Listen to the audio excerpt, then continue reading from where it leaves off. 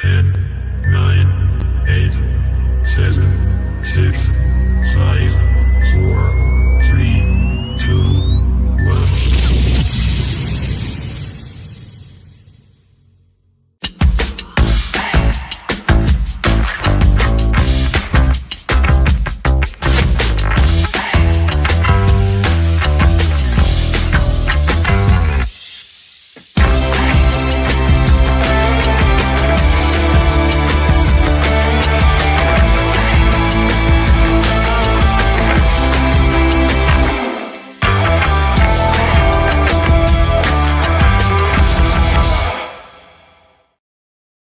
Good evening, everyone. Welcome back to Through Black and White Eyes for this fun fan channel.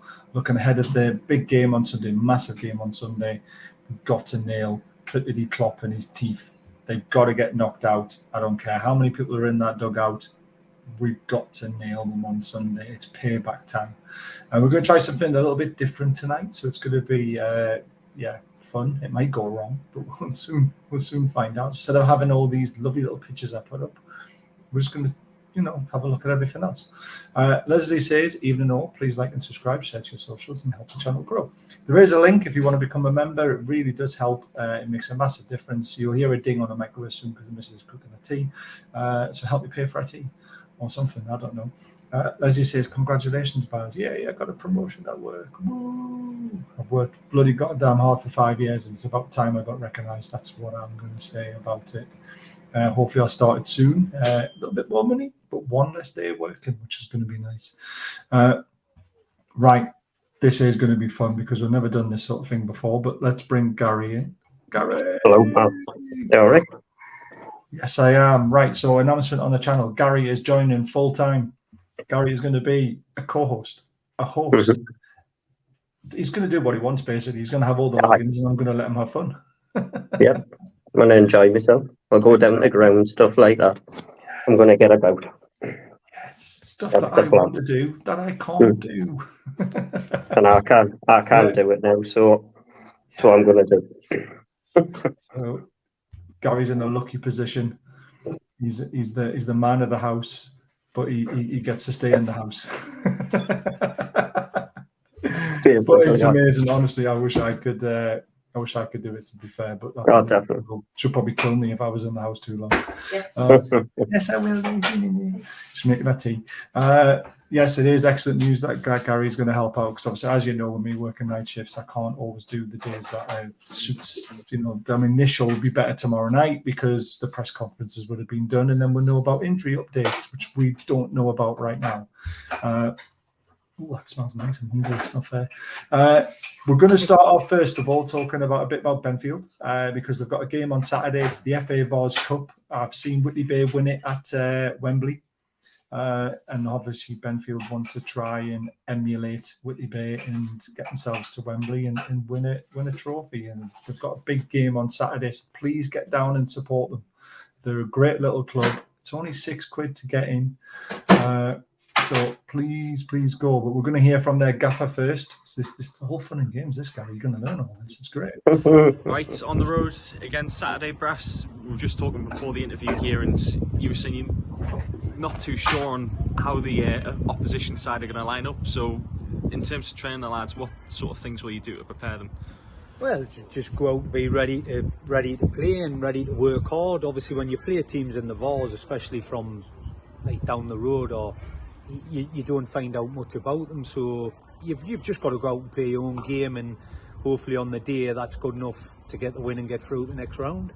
How are the squad feeling for this game as well? Oh, feeling good. To see they're training now, bang up for it. So the Vars is always a good competition. Everyone wants to do well in it. So you take one game at a time and hopefully we can go down there, get a good result, and then see what happens in the next round if we can get through.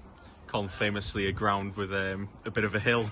I've heard. I've never actually been there or played there, but I've heard it's got a bit of a slope. But it's one of them. Same for both teams. Them will be a bit more used to it, but we just got to go and play our own game, and hopefully that's good enough. Exactly. And talking of a new environment, it's a little bit different to the pitch that we've got here. But any sort of special measures that you're taking to prepare for something like that?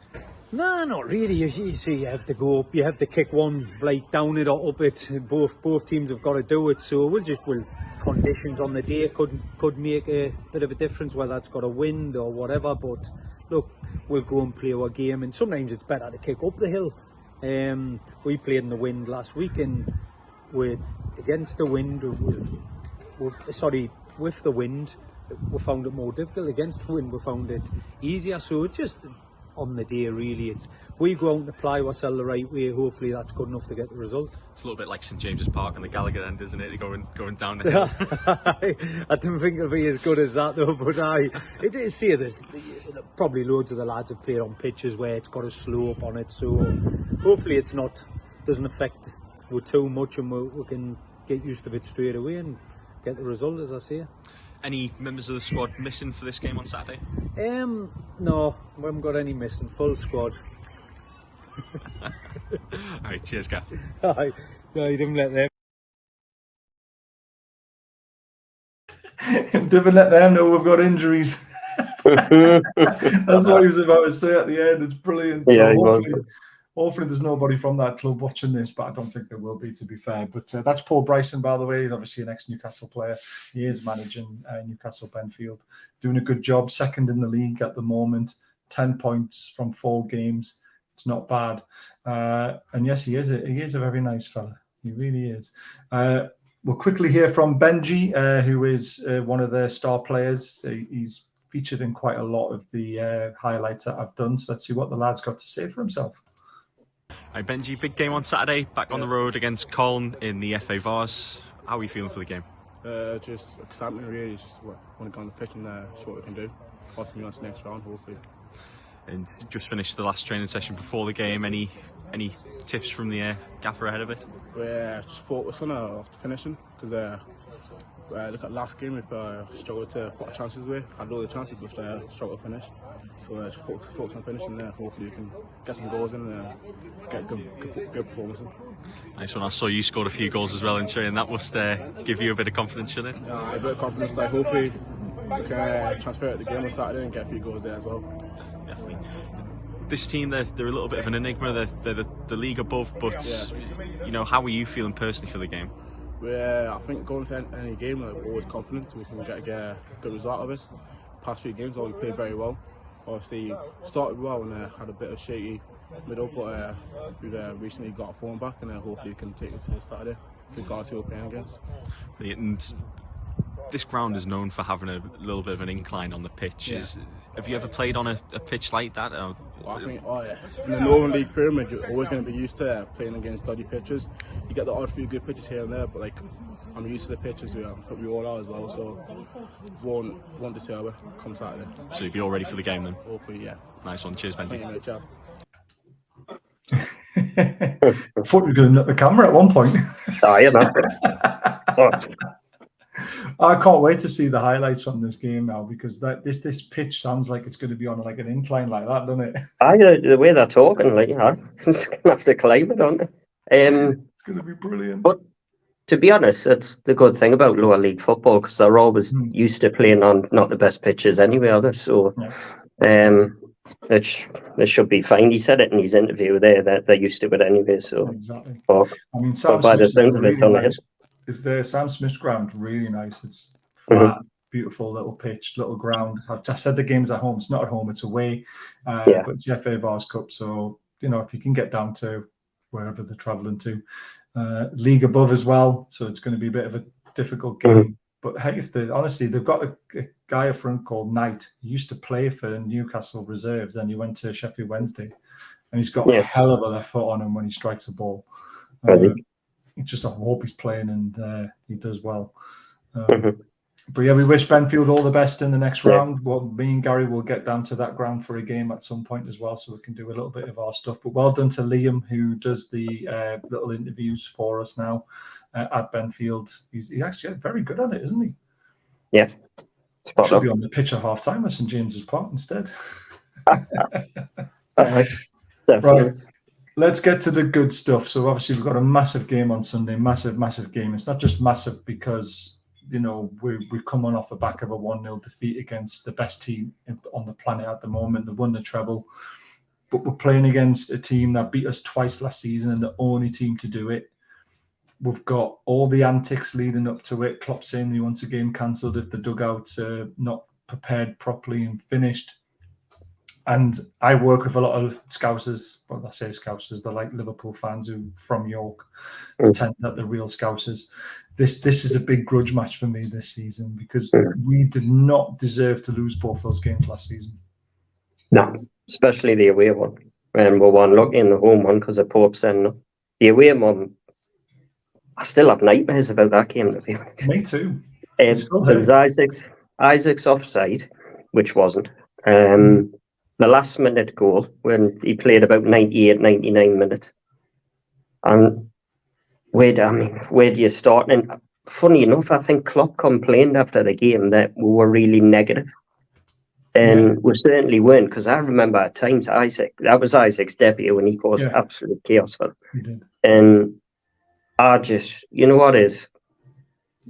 I've been a bit with a Man City game, like, we're playing the best in the world. This is a different ball game for me. This is home, and this is against a team who I think we can really go at. And I've just seen Paul Merson say that he reckons if Newcastle come out the block straight away, he doesn't think Liverpool will be able to cope with them. And I agree with him. When Paul Merson says good things about us. I know, but I tend to agree with him because I think if we come out all guns blazing, they're not Manchester City. That's for certain. And I think what people, what might be throwing a bit of a spanner in the work for them at the minute is the Salah situation, because you don't know what's happening. Reportedly, he said he'll go, but they're saying he's not for sale and stuff like that. And I think it's not something you want going into a game at the weekend when your best player is getting linked with a move away. And I've just got a feeling Bruno's going to come out all guns blazing because of what happened the other day. So I mean, people are starting rumours with him going to Liverpool, aren't they? And it's just Bruno is going nowhere this transfer window at all. No. The future windows, we don't know. We've heard a few things. Everyone's like, it's a lot of shite. It could be, but Bruno's not a Newcastle fan. Bruno loves Newcastle. He came to Newcastle. He took a risk. But he's not a Newcastle fan. So if someone like Real Madrid or Barcelona comes in, his head could easily turn. But it will be next summer. And I think it's the same with Salah. I think what I heard was Salah would be going for 100 million next summer. Yeah. And if that's the deal next summer, Liverpool would be absolutely mental to turn that down at his age. I think I don't think everything's rosy at Liverpool at the minute. I think I wouldn't be surprised if Jurgen Klopp is not manager by the end of the season. Oh wow, that's a statement. It's not the same, but it reminds us of Tuchel at Chelsea, where that came out the blue, and I've got a feeling everything's not rosy at Liverpool Football Club. They've bought a few players in, good players, but they've missed out on key targets, 2 of them. They ended up buying some player who 30 years of age, who that is not the Liverpool way. No. They always buy young, talented, and then grow them. But I think that there's something not right at Liverpool at the minute, and I think it's revolving around Klopp. I think it's revolving around the players. Salah stormed down the tunnel the other day at Chelsea when he got subbed off. So there's clearly issues, and I've got a good feeling for this weekend. I really am. I have as well, but we'll come to that a little bit later on. So let's just mop over the Bruno talk. Salah's out the way with Klopp. For me, he's. I mean, I used to love Jurgen Klopp when he was at Dortmund. When obviously we had Mike Ashley as chairman, it was never going to happen. But I always said he is the manager I want at Newcastle. Jurgen Klopp would do. When Liverpool got him, I was like, for fuck's sake. You know, he goes there, he's great for 4 or 5 years, he seems nice, and suddenly he's just flicked the switch and he just seems to be turning into an old Alex Ferguson whinging all the time, complaining at the referees. Just, I don't know. There's just something about him I don't like anymore. He's arrogant. Mm. And he's not arrogant in a Jose Mourinho way. I reckon he's like that at home now. Honestly, I do. He's that type of bloke. I couldn't bear to have him in charge of us. People are going, oh, it's Jurgen Klopp, man. Nah. If you've got a line here, you've got Pep Guardiola here, and you've got Jurgen Klopp right at the other end of it. That's how I see it. But people who compare them is very close. But not. Jurgen Klopp reminds me of, there was a manager I couldn't stand years ago called John Gregory. Yes. He used to manage Aston Villa. He was Villa, a pain in the arse, arrogant, getting out, and Klopp's very similar to him. And arrogant with journalists. Yeah. He comes out with statements saying that Newcastle are going to dominate football and it's not fair. And then they go out and buy a player for £80 million, or they go and do this, and then he'll complain about the Saudi League, and then he starts selling his players to the Saudi League and says it's all right now. He's just the biggest hypocrite guy. And I'd love to wipe his smile off his face this weekend. Exactly. I really would. Knock those feet back into place. I just honestly cannot stand him. Just can't stand him. I used to love him, and now I just can't stand him at all. No, I cannot. It's just something about it. Leslie makes a great point there. It's Caicedo didn't go there. Lavia didn't go there either. Somehow they managed to get Sabozdia, who's just absolutely quality. Never a penalty though, the diving little cheating git. Can say that now because we're never going to get him. But there's got to be problems. Caicedo choosing Chelsea. Why would you want to go to Chelsea when you're a young player with all that talent already there? It just seems stupid. And Lavia, who's in the Championship, decides, no, I don't want to go to Liverpool. Bit weird. Look, I'm not saying Liverpool are one of the biggest clubs in the world, because they are, right?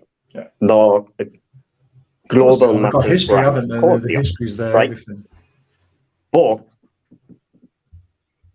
it's funny how these two players have turned them down to go to Chelsea. Now, you could look at it two ways. You could look at they don't see the ambition at Liverpool as they do at Chelsea, or they're just a pair of money grabbers who went for the money, the wages, right?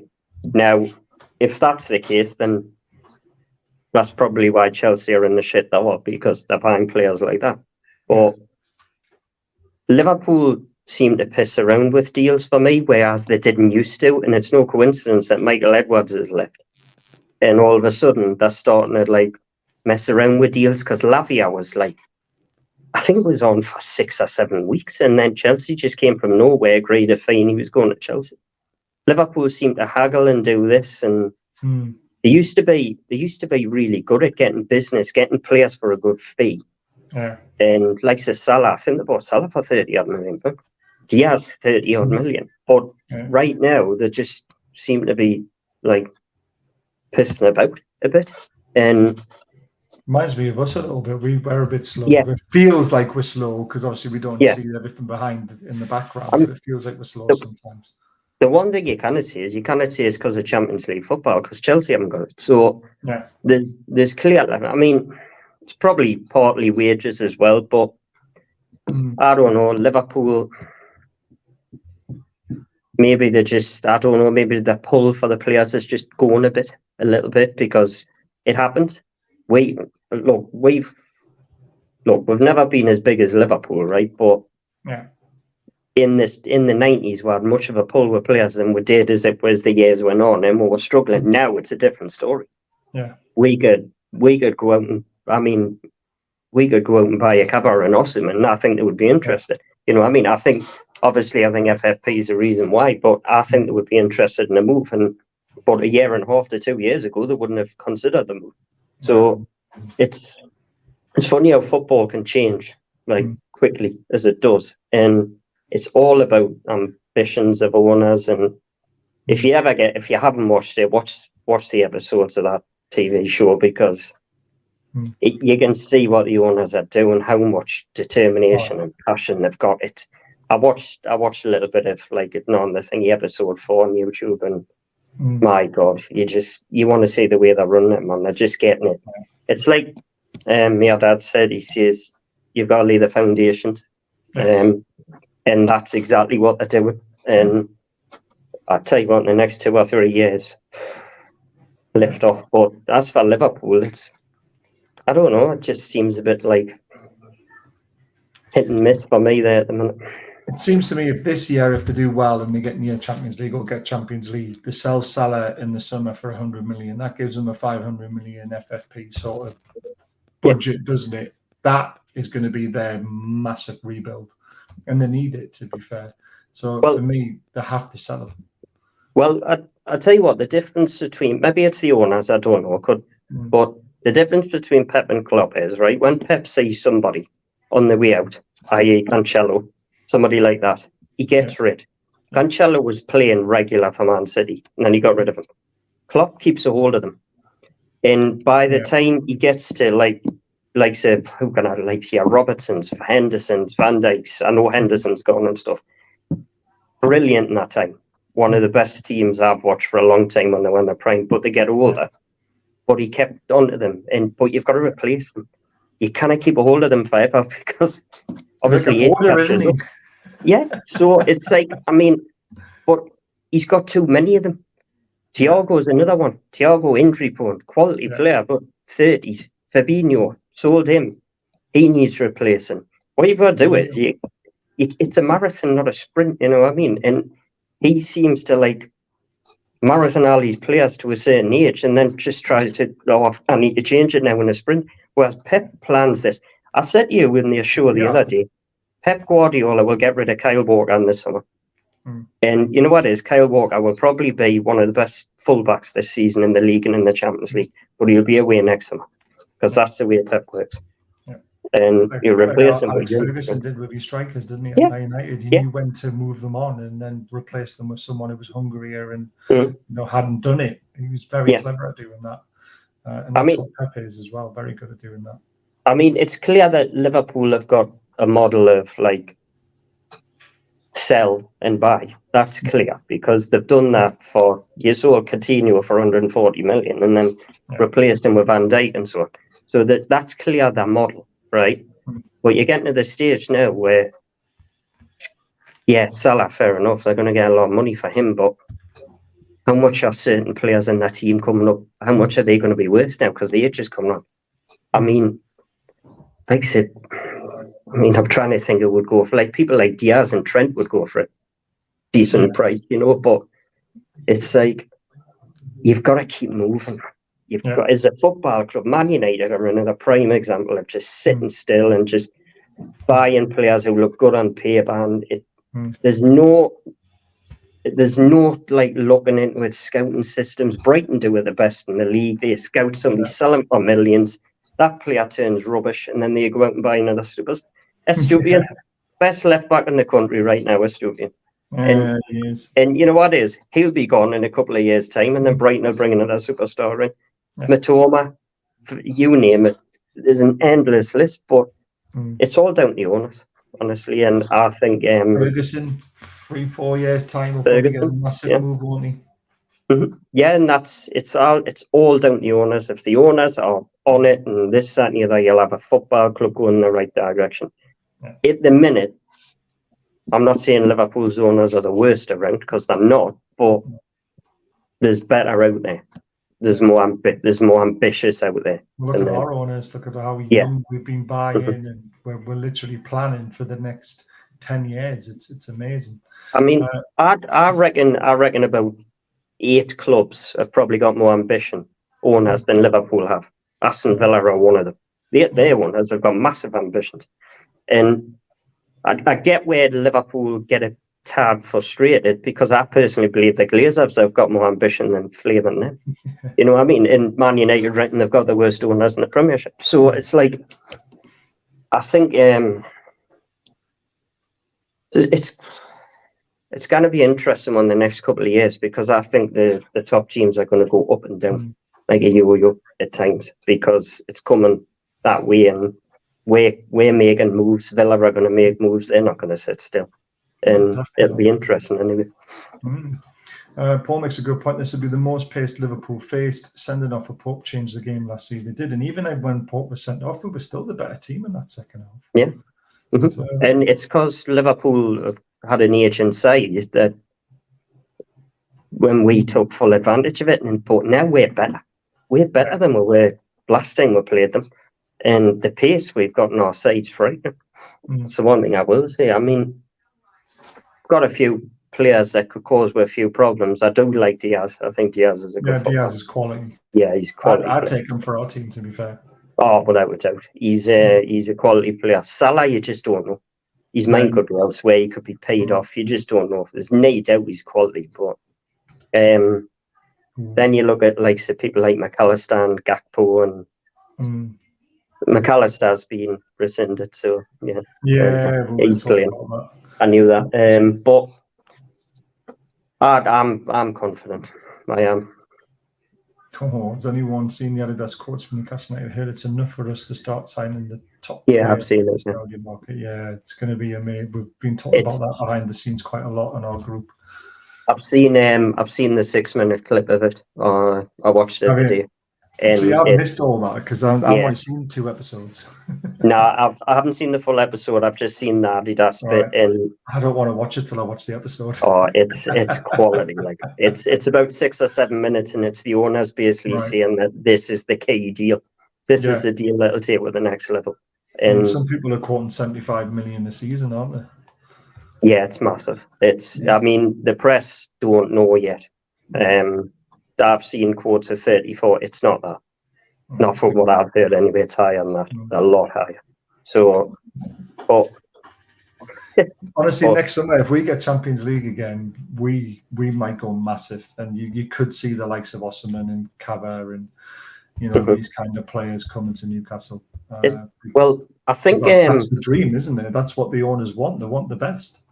I think too. I think I'd fully expect this as well. The best performing league teams in the Champions League, I'm sure 2 leagues get top 5 Champions League. So yes, I think it is because it goes into league format. As long as one English team gets out of the group stages, I think we have enough points to get the extra. Yeah, well, that's going to happen, isn't it? I mean, you're not going to just get one out of that group. Arsenal and Man City are definitely going to get out. Yeah. I personally think we'll get out. But who was the other one? Man United. They'll probably get out now. So probably fluke it. Yeah, they'll fluke it. So you're probably going to have the 4 getting out the group stage. I think we've got a good chance. Hey, Les. Glad you got your T-shirt. Les won the monthly prize of getting the T-shirt, which is amazing. I hope your grandson gets well soon. No, tonsillitis is horrible. It's nasty that, it's horrible. I used to get it all the time. It's horrible. Leslie's going to stay up and watch the 3rd one, even though she's already seen it. I'm staying up anyway because it's my switch over shift, so I'll be definitely watching it. And then we'll hope he's okay. Right. We talked about the Adidas deal a little bit. Do you think it also has the stadium naming rights and also training ground added to it? And how good, for me, because obviously we've seen Sports Direct plastered everywhere around St.James's Park, but how good would the Adidas sign look on top of St.James's Park? On the roof. Wouldn't it? Would it look mega? I would love to see it. Well, I don't think the training kit's got a sponsor, has it? No. Right, so they clearly kept that blank for something. Yeah. Well, there's that new betting company we've partnership. Yeah, they have. So they might get the training shirts potentially. Yeah. But I don't know. It'll be interesting. Yeah. I think what they're doing is I think the Saudi team and the national team are Adidas as well. Yeah. Which is why I said last summer in the January window and that I said, look, Adidas will be our sponsor because they are the Saudi sponsor and they'll want to mix together. They've already got the partnership there. I was like, we are going to get Adidas back. It's like, yeah. Well, what Adidas are going to do, right, is they're going to make the name global in certain countries. So probably places like obviously Saudi Arabia, China, that type. Right, America. And that's what Castori couldn't do, right?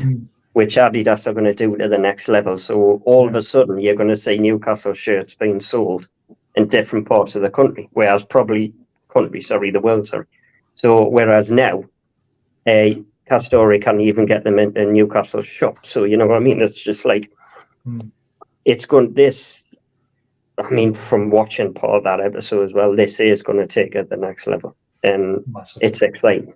And I won't give too much away from it because I know people will want to see it, but there was the head honcho guy at Asda was on the TV talking about the CEO. Really? So yeah, so this is big. You know what I mean? It's a big. Do you think Amazon leaked it on purpose to scare Castore? To let Castore then start thinking, crap, we need to start thinking about an out game with Newcastle and getting as much money as we can. To maybe get a new resettlement figure because like that. I'm 50-50 because I know Amazon like can cock their deliveries up at times, but you're talking about like a global monster here on Amazon who made that little mistake. I've never known them put episodes on before, really, exactly. But they've managed to do it with this.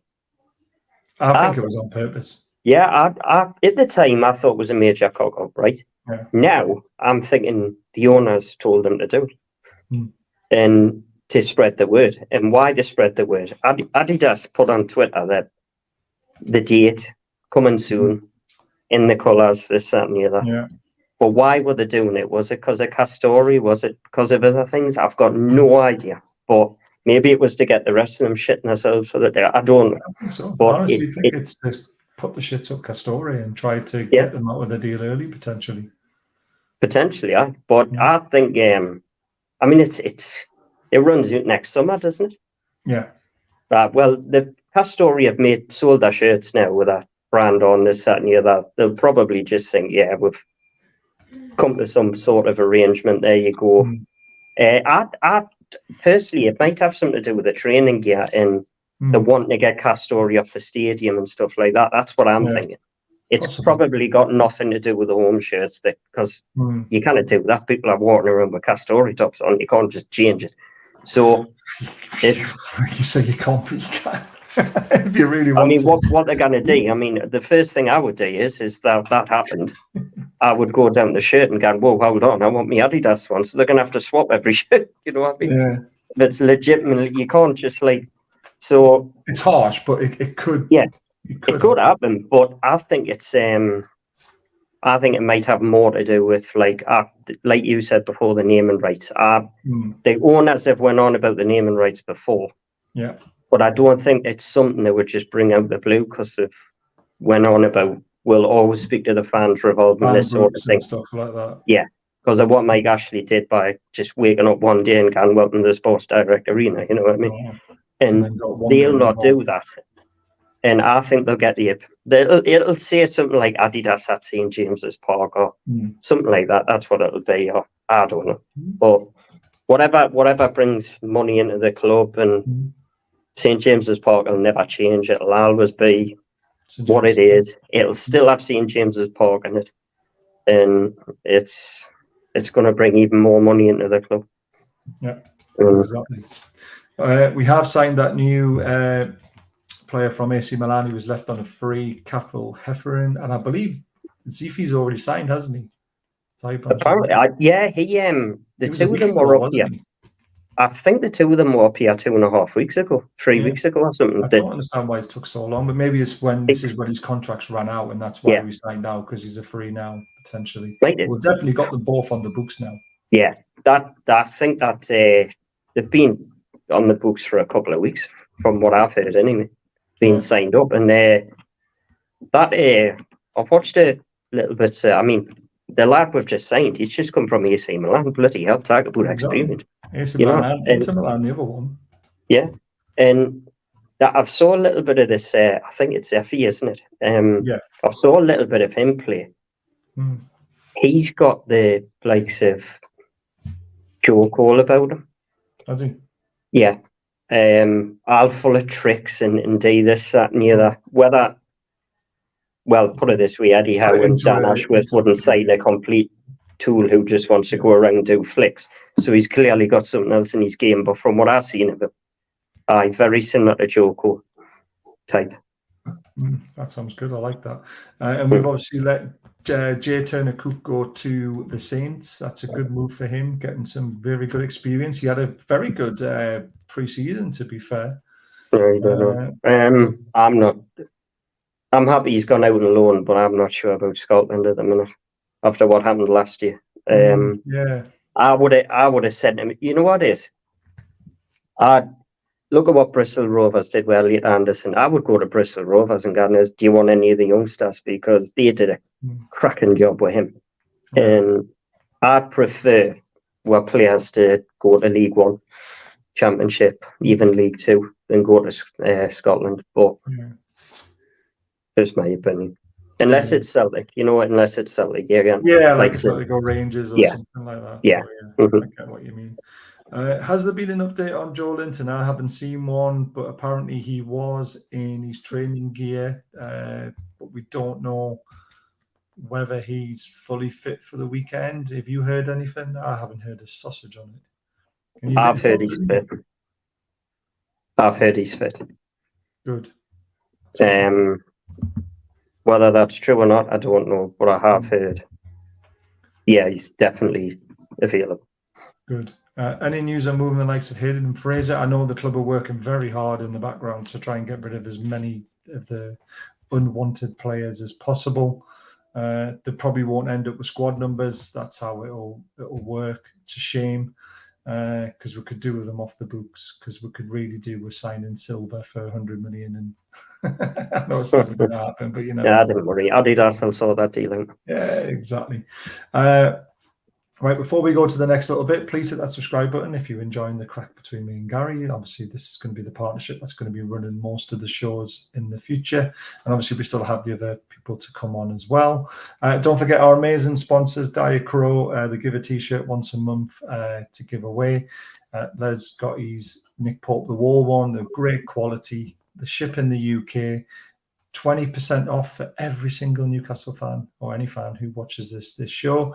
And I'll be doing a show at 10 o'clock tonight with John. It's going to be the first of many, hopefully, from across the pond, getting all the views of the American fan base and anybody else who's still up at 10 o'clock UK time, to be fair, which I think is 4 p.m. his time. So hopefully we'll catch a few of the Americans on there. Do you think Hall will be on the bench on Sunday? I don't know if he's trained enough to make his way on the bench, maybe. You never know, though.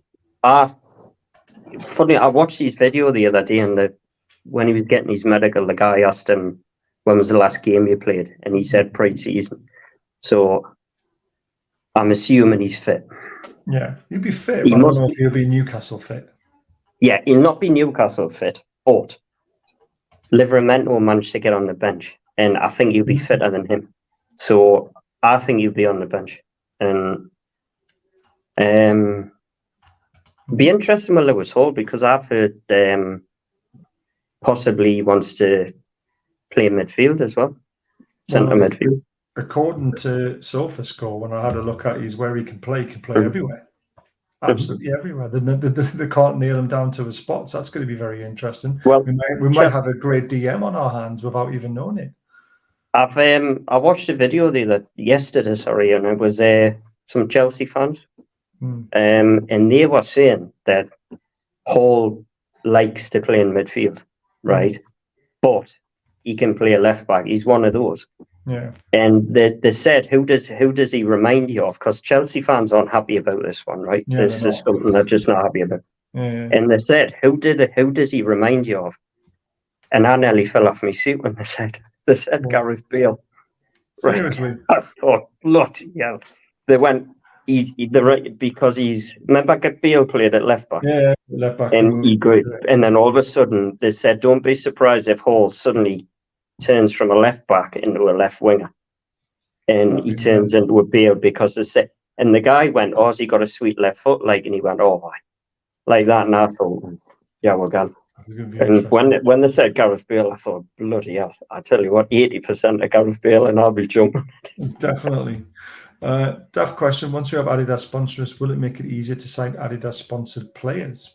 Potentially. I don't know how many Adidas sponsored players are out there, but yeah, I can't see why not, Mark. I heard that Gary more of a midfielder, but Howe knows what to do, or Howe will mould him perfectly.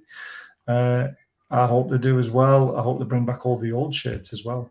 Can Newcastle get Trent Arnold? His defending is not that good. We won't. Can we get at him? Maybe. Is that what you meant? I mean, we will get at him. Right, let's try and go to the next little part of the show. This is the new bit where we're not going to put up any pictures up, but we're going to show you where we get our information from and talk through it. So we'll take our cameras off now, and I will add this. So if we just stop that, there we go. So this is SofaScore. This is where most of the good information is. I've done my little click already. Who will win? There we go. I'll do it again so it comes up. There we go. 30% of people say Newcastle are going to win. 7,516 votes. The draw has got 4,505 votes of 18%, but somehow Liverpool are favourites according to all these voters with 12,311 votes at 50% to win the game. Now, where's Toon Polls when you need them? Because that is shocking, Gary. It's unbelievable. Do you know what? This is not Liverpool 2 years ago, and this is not Newcastle United 2 years ago, and but this is the problem with. I mean, I'm not just saying it's Liverpool fans, but this is the problem with Liverpool fans. Most of them is they still think they're brilliant. You know what I mean? And well, I'm thinking you're not anymore. You're not. You've got a good side. You're going to challenge top 4, that's for certain. But you haven't got a championship winning side. And we are a different animal at St.James's Park. And we could. I saw some people saying that he doesn't care who we get in the Champions League. I reckon we'll win all but 3 home games. I will not lose them. So whoever we play at St. James's, I fancy we're against anybody, even if it's Man City. It's a game I can go into and think, yeah, we're going to give these a game. And what are the odds? The odds there are 2-1 for Liverpool to win, 11-4 for the draw, and 6-5 Newcastle favourites to win. Yeah. It's not very often you saw that, is it? No. That's even last season, I'm sure Liverpool was still odds on to win, but not now. I remember a few years ago, I think Liverpool were about 5-1 on to beat with. We were that bad. It's funny how times change, but see, the difference is, I mean, I've got it in my head who I think Liverpool will play this weekend. Newcastle, I've got no idea. We're going to come to that next. Very soon. I'm going to show this first. Obviously, the form is draw, win for Liverpool, got 4 points. Newcastle win, loss, obviously losing to Man City with 3 points. There's the league table as it stands. Brighton flying. Been absolutely brilliant, to be fair. Can't really complain about them with +6 goal difference after 2 games and 6 points. City +4 with 6, and Arsenal got 6 as well after a tight game that they won. And we're in 8th with a +3 goal difference after battering Aston Villa. Just going on Brighton, I think Brighton are going to have a good season, but ironically, they've picked 2 teams that I think are going to go down. Yeah, exactly. So it's, you know what it is? They've hammered them though, which is the good thing. Oh yeah, look, Brighton will be top 8 this season, absolutely no doubt. But we've had a tough start, and it's only going to get a bit more tougher. Oh yeah, without a doubt. I hate our start, but there we go. Now, this is my favourite little bit that I normally put on the screen. So when Newcastle is 6-5 to win, the odds are 6-5. The expected chance of winning is normally 45%, but we actually win 57%. So we actually outdo our odds by 12%. And a lot of this last season, when we were higher than what our odds were, we actually won the games, which was very interesting. When the odds are 2-1, the expected chance of winning is 33%, but Liverpool actually win 43% of the time. So it's 10% more than what they should be winning. So again, very interesting. Here's the other stuff I normally put up, so you can see there the wins 4 for Liverpool, no losses 13. Without a clean sheet, we're 5. First half winner, it's normally Liverpool, and less than 4.5 cards, it's been between us, it's been 5 out of 5 times. And normally these games have a few cards in, so I'm a bit surprised at that. Yeah. Team streaks, Liverpool absolutely dominated at the moment, but again, it's very hard after only 2 games. Corners, we're always less than 10.5 on corners. So that's obviously a good one to put in there. Without a clean sheet, they've got 4. I mean, we're not great with clean sheets recently either. So at home in this tournament, it's only showing me. That's a bit annoying. Wait a minute. Let's do that. Take that off. Take that off. There we go. That's a little bit better, is it? No, it's not. Don't like that one.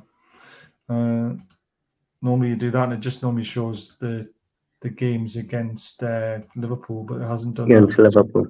Oh, here's So the they head to head. it. Yeah, there we go. So as you can see, recently Liverpool have obviously had a bit of a dominance over us, which is not surprising really, but it was last season, wasn't it? Yeah. Which was a bit of a knacker for us. Which is your favourite ever Liverpool game? At St.James's Park. At St. James's? Yeah. It was Andy Cole's hat-trick in 93. Yes, I remember. I was a young little whippersnapper. I think I was about 10 years old. And it was it's more than bucketing down with snow. It was freezing cold. And within about half an hour, the game was over. Didn't Grobbelaar get done for match fixing or potential match fixing? Yeah, potential match fixing, yeah. That game was 15, 16 years ago, wasn't it? Yeah. Because I remember eating my Sunday dinner and I was only 15. I heated it back up to watch the game. It was, honestly, it was just unbelievable. Like Rob Lee, Andy Cole, just causing absolute chaos for Liverpool. And at the time, we were just being promoted, and Liverpool, obviously, at the time, they were going through a bit of transition at the time, I think, but it was still Liverpool. And it was the first time that season. Well, got some good draws away at Man United and stuff like that, but it was the first time that season where I thought, whoa, hold on, we're a good side, us. And we're starting to be the good side here. And I think even Keegan said it, that game just propelled the rest of the season because the confidence just flew through them. And it was 3 goals, very much the same, wasn't it? Cross from the left, Andy Cole tapped in, wasn't it? Yeah, I don't know how the right back was, but I tell you what, he didn't have a bloody good game. But Bab or someone like that. Somebody like that. But I mean, there's been some good ones, but I've seen some corker defeats, but that's my favourite home win. I think the worst defeat was when I'd just moved to York and we got absolutely battered at St. James's Park. I think it was like 8-0 or something. Mine was when Gerrard had the game of his life. Shea Given got man of the match and we got beat 5-1 or something at all. 5-0. And I remember Gerrard getting clapped off the pitch in the 78th minute, and I looked around and I thought, Newcastle fans have just give up. It was just one of the, you know what it is? You couldn't, I mean, you look at the two teams now, back at that time, the distance between the two clubs was mammoth. And I mean, there's been the odd good one. I remember Perez got the winner, didn't he? Andy Carroll. That thumping left foot shot that won 2-0 that day, I think. Yeah. That was 3-1 or something, wasn't it? Carroll hit from 25 yards. The Mussolini. Yeah. I remember the defeat where we lost 3-2, where Rondon scored. I was paid off in that game. I remember because we played well that game. That was when Thingy Bob dived in the corner. Yeah. Didn't they win the league that year? Yes, I think so. Yeah. Or was it the blue? No, it wasn't. It wasn't. They won the league when COVID was in, and the stadiums were empty. So no, it wasn't that one. That was one with the they blue. were fighting for the league. Yeah, they were. Yeah, They were definitely fighting for it. But who was it? Who was the one that dived? It was a player I really liked as well. Who played for Stoke. Oh, Shaqiri. That's it, Shaqiri. Mm. I was thinking Sheffield Cookie for some reason. His name was in my head, and I'm like, he played for us, and he was crap. Shaqiri. Shaqiri, yeah, he dived. Oh, I was foaming that day, absolutely foaming. I think we were safe, but it was just the fact that we played so well. We deserved a point out of that game. Because we beat Man City that year as well, didn't we? At St. James Park, 2-1. 2-1. I think was a Richie penalty one or something like. Was it? Down the 6-0. That was one of the hard. I think there might be the 6-0, not 8-0. 6-0 when I think it was 5 or 6-0. Like kind of 5-1 or something. It was. I remember. You know what it is? Shea Given went off the pitch. Right, he clapped the fans, and I think 3 months later he went to Man City. Yeah. Because I think Shea knew then. He says, "Oh, I'm done here." Like, and I mean, your goalkeeper getting man of the match, and you let 5 goals in. Yeah, exactly. Freaking ridiculous. Mate, Gerrard was unbelievable that day, but we were shocking, honestly. The worst game I was at physically at was when Sam Allardyce was in charge and we got beat 3-0 off Liverpool, but we didn't have a single shot on goal in 90 minutes. Me and my mate went and we walked out after 65 minutes because it was that bad. We had Jeremy in midfield. Yeah. And that was when he came out and said, you've got to trust the process that I'm trying to do. This is how we beat Liverpool at Bolton.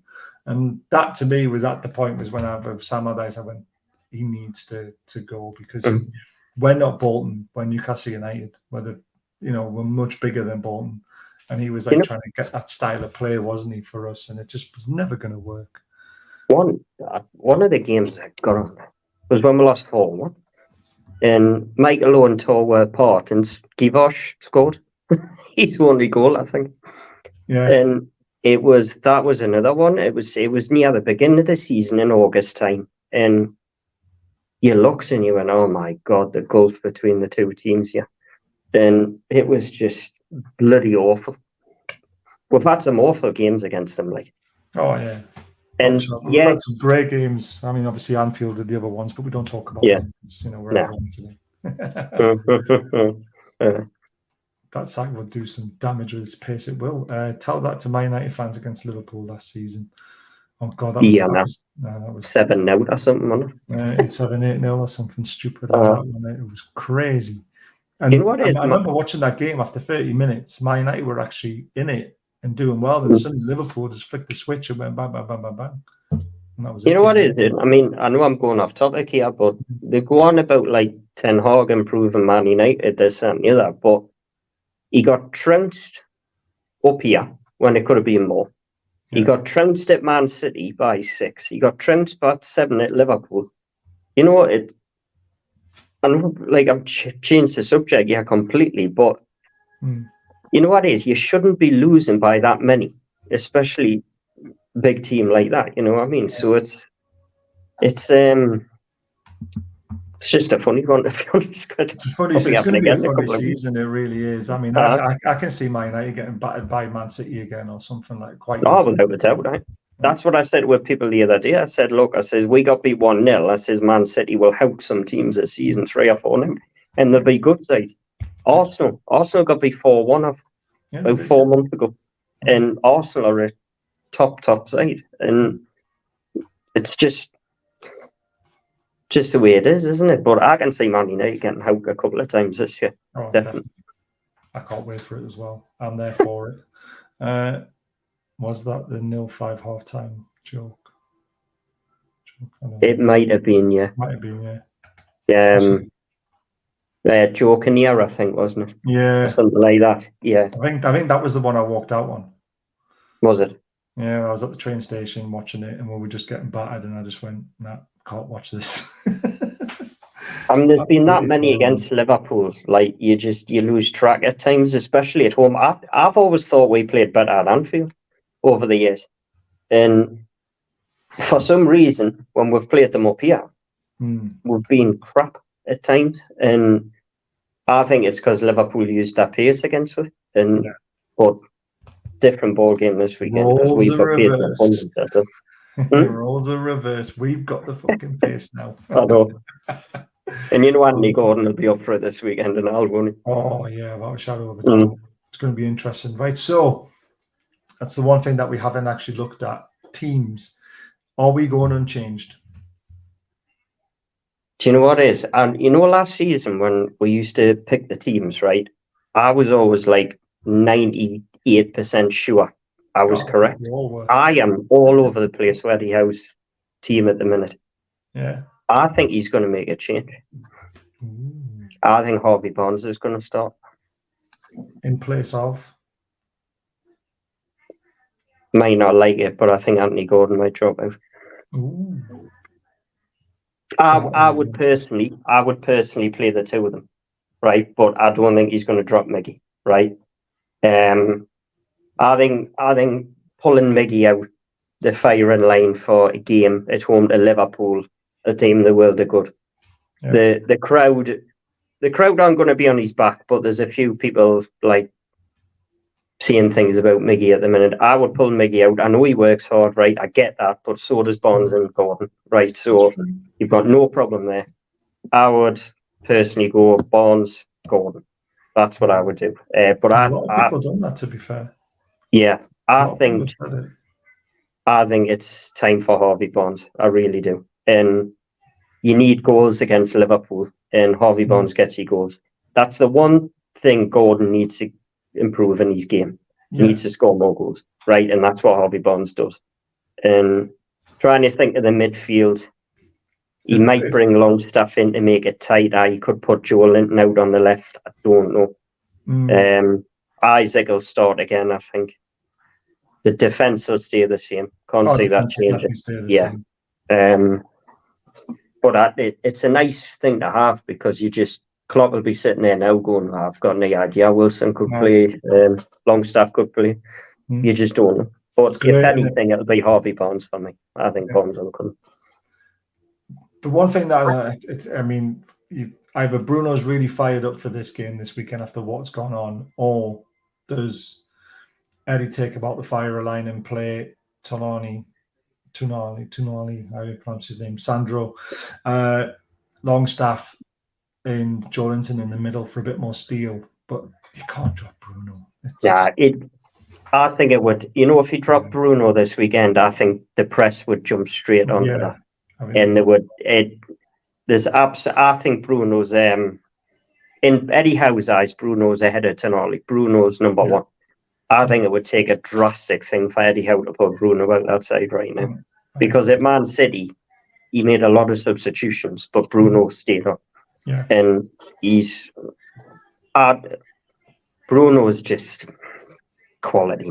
Honestly, you need your big game players for big games, and I think Harvey Barnes is a big game player. I've seen him do it time and time again. Yeah, that relegation battle game at the end of the season when Leicester went down, I think Barnes scored twice. He did, yeah. So definitely scored, yeah. Oh yeah, he's up for he's into the big games, Harvey Barnes. And you know what is? If you're talking about hotheads, Anthony Gordon will be a hothead this weekend. Yeah, that's true. Because Liverpool players didn't like him. He doesn't like them. And I think that might be in the back of Eddie's mind as well. He's thinking, look, because Gordon was very close at Man City to getting himself sent off at times. Yeah, that was a horrible challenge, to be fair. He stayed on the pitch. And I think this weekend, maybe bringing Gordon on is something Eddie will look at. I would do that. That's what I would do.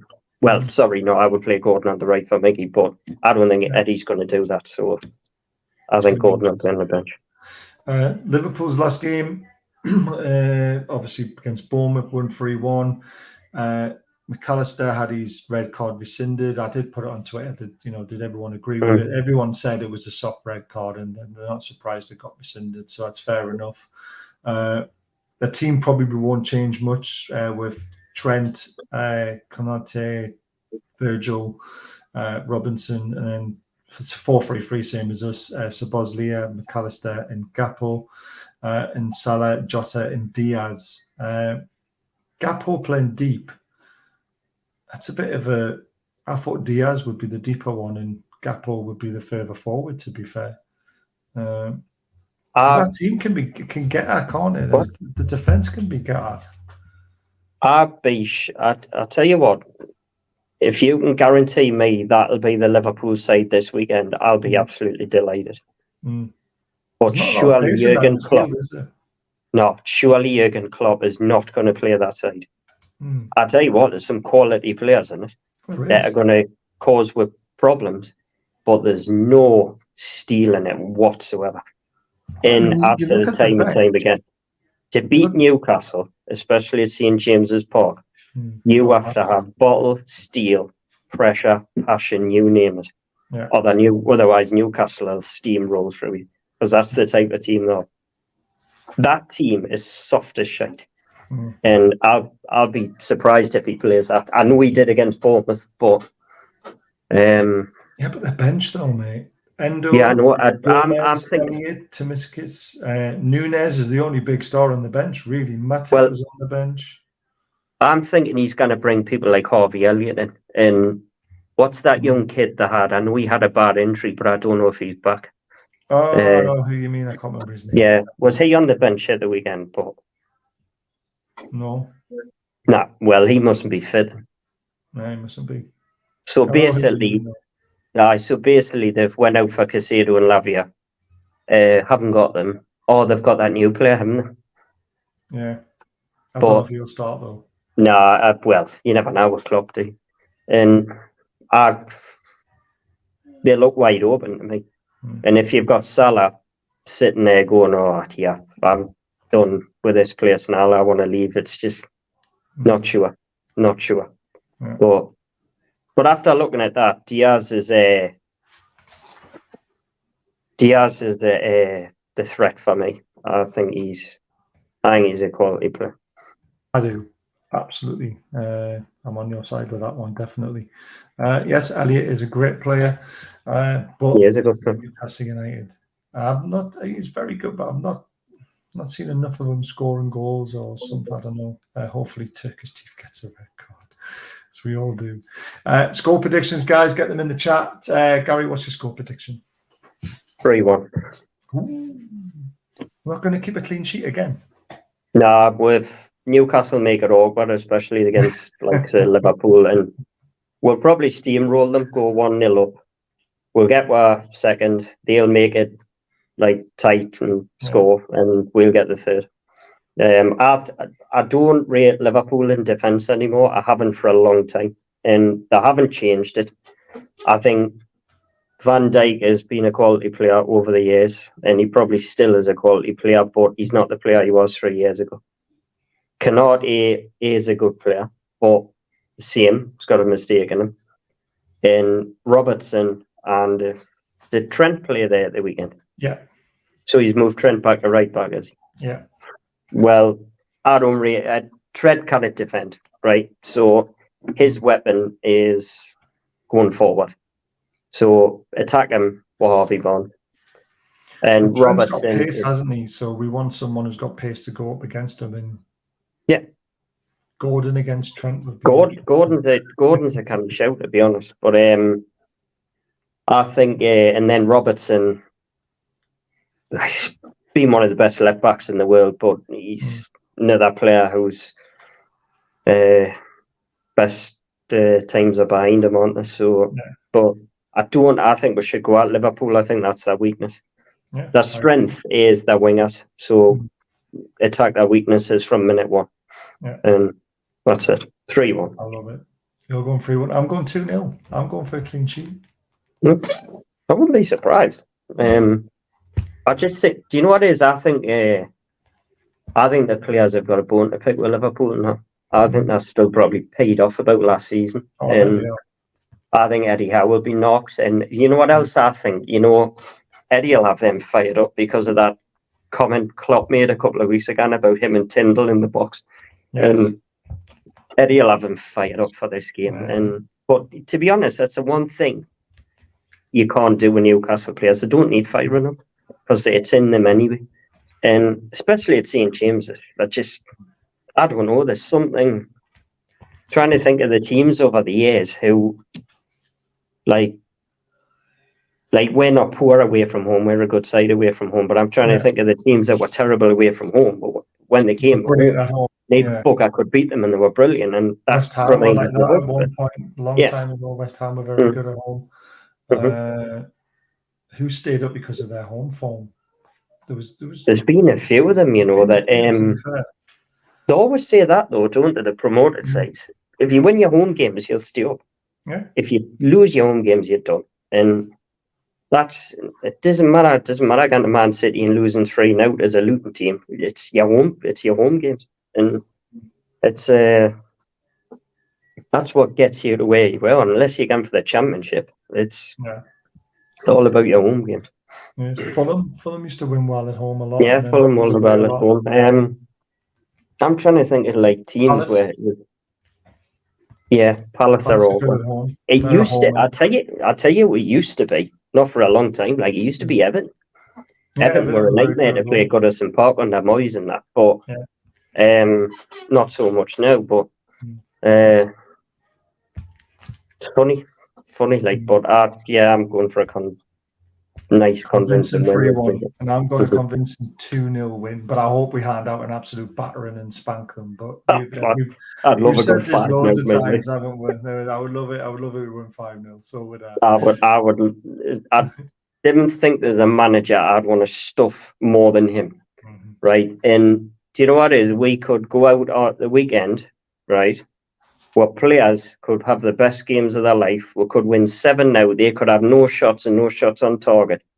And him, after the game, would still say they weren't lucky or it was a referee's decision. Or he'll still moan his tits off about something. Saudi money.